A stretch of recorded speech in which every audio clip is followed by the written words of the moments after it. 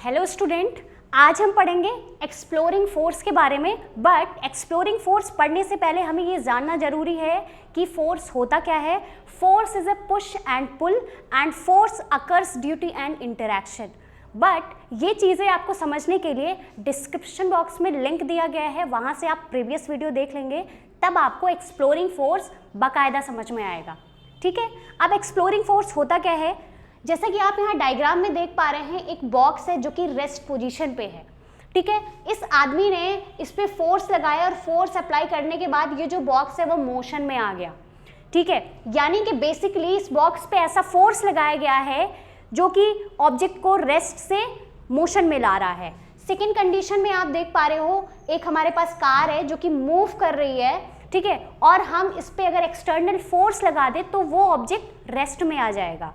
ठीक है, okay, it means अगर कोई बॉडी मूव कर रही है तो हम उसको फोर्स लगा के रेस्ट में ला दें, या फिर अगर कोई बॉडी रेस्ट में है उसको हम फोर्स लगा के मोशन में ला दें, या फिर अगर कोई मूविंग बॉल हमारी तरफ आ रही है, ठीक है, उसको हम फोर्स लगा के उस डायरेक्शन में कर दें या उसकी वेलोसिटी इंक्रीज कर दें, या फिर कोई बॉल है जो कि स्लो स्पीड से आ रही है या फिर इंक्रीज स्पीड से आ रही है, उस पर हम फोर्स लगा के उसकी वेलोसिटी डिक्रीज या इंक्रीज कर दे। तो ये जो हम फोर्स लगाते हैं रेस्ट से मोशन में लाने के लिए, मोशन से रेस्ट में लाने के लिए, या वेलोसिटी इंक्रीज को डिक्रीज करने के लिए, डिक्रीज को इंक्रीज करने के लिए, that force is called exploring force. जैसा कि हमने एक्सप्लोरिंग फोर्स के बारे में पढ़ लिया, अब हम जानेंगे कि जो फोर्स होता है उसको हम निकालते कैसे हैं। यानी कि force equals to mass into acceleration जो हम यूज़ करते हैं, ये हम निकालते कैसे हैं और इसकी यूनिट क्या होती है। ठीक है, तो मान लीजिए कि मेरे पास कोई ऑब्जेक्ट है। ठीक है, मेरे पास ऑब्जेक्ट है, कोई ऑब्जेक्ट दिख रहा है आपको?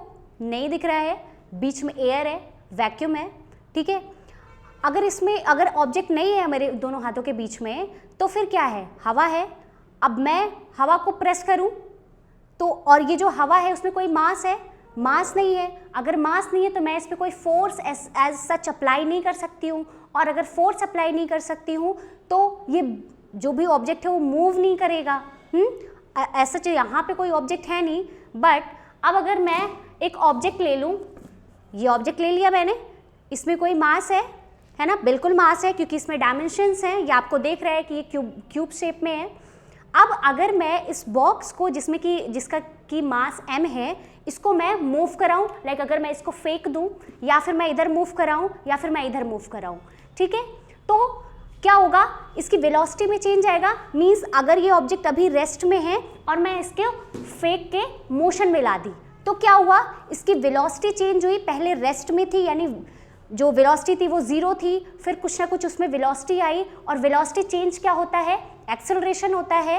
मींस अगर कोई m मास का ऑब्जेक्ट है, उसको हम उसकी वेलोसिटी चेंज कराएं, मींस उसमें एक्सेलरेशन ला दें, तो और एक्सेलरेशन हम कैसे लाएंगे? फोर्स के थ्रू। तो हम फोर्स इक्वल्स टू क्या लिखेंगे? मास इनटू एक्सेलरेशन, जिसमें कि मास को हम किस में मेजर करेंगे? किलोग्राम में मेजर करेंगे। यानी कि कोई ऑब्जेक्ट अगर उसका मास m है तो उसको हम किलोग्राम में मेजर करेंगे। और जो एक्सेलरेशन होता है, एक्सेलरेशन आपका होता है change in velocity per unit time, जहाँ पे मैंने लिखा है a equals to v minus u upon t, where v is your final velocity and u is your initial velocity and t is time interval, and this is velocity change. Okay, now acceleration is measured in metre per second square. ठीक है, यानी कि force की जो unit होगी proper वो होगी kilogram metre per second square. But आपने सुना होगा कि kilogram metre per second square को हम न्यूटन भी बोलते हैं। और न्यूटन क्यों बोलते हैं? क्योंकि ये न्यूटन फॉर्मूला या न्यूटन बाबा ने दिया था। ठीक है, तो हम इसको बोल सकते हैं क्या? न्यूटन भी बोल सकते हैं। ठीक है, अब हम टाइप्स ऑफ फोर्सेस के बारे में पढ़ेंगे। टाइप्स ऑफ फोर्सेस में हम 2 टाइप्स के फोर्सेस के बारे में पढ़ेंगे। First one is contact force. अब ये कॉन्टैक्ट फोर्स होता क्या है? Contact force, and second one is non contact force. ये नॉन कॉन्टैक्ट फोर्स क्या होता है ma'am? Non contact force. Contact force में बेसिकली हमें फोर्स अप्लाई करने के लिए फिजिकल कॉन्टैक्ट की ज़रूरत होती है।